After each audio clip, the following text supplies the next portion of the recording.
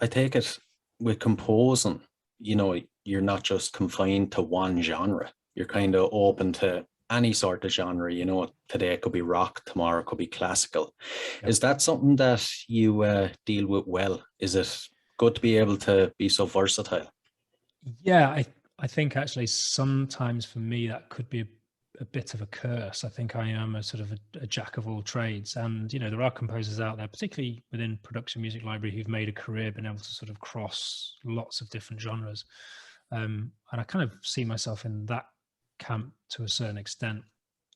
At the same time, you know, there is merit in specialization, Mm. merit in getting really good at doing. I think we composers should always play to our strengths.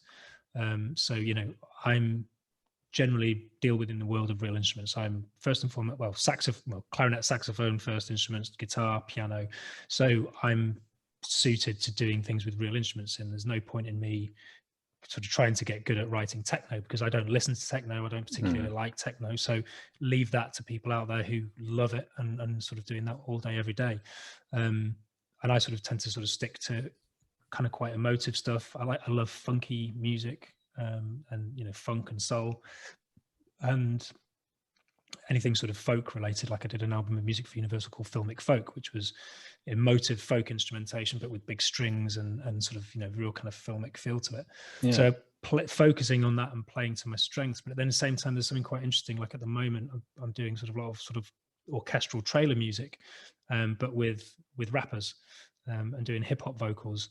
Now I'm not. I probably could do a hip hop track, but at the same time, there's loads of kids out there doing sort of amazing hip hop, and for me, as sort of like a middle-aged white guy, to sort of try and sort of do convincing hip hop, there's no point. I might as well leave that to the guys that are doing it all day, every day. But at the same time, I'm having a lot of fun. Like the rappers that I work with, they're handling the sort of hip hop side of it, and because it's Mm. hybrid, I don't have to sort of create something which feels authentically hip hop. This is an orchestral with hip hop flavor Mm. and a rapper.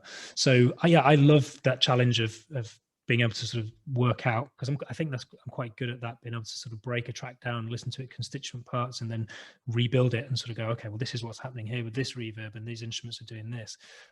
But I think I'm trying at the moment to sort of just narrow down my focus a bit so that I can, start to have a speciality and also a kind of a unique creative voice. Because I think if you spread yourself across lots of genres, that can potentially dilute your creative voice a bit.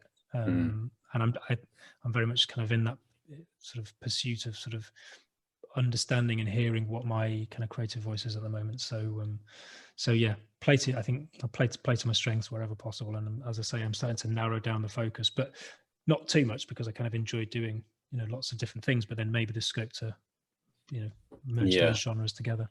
Yeah. Yeah.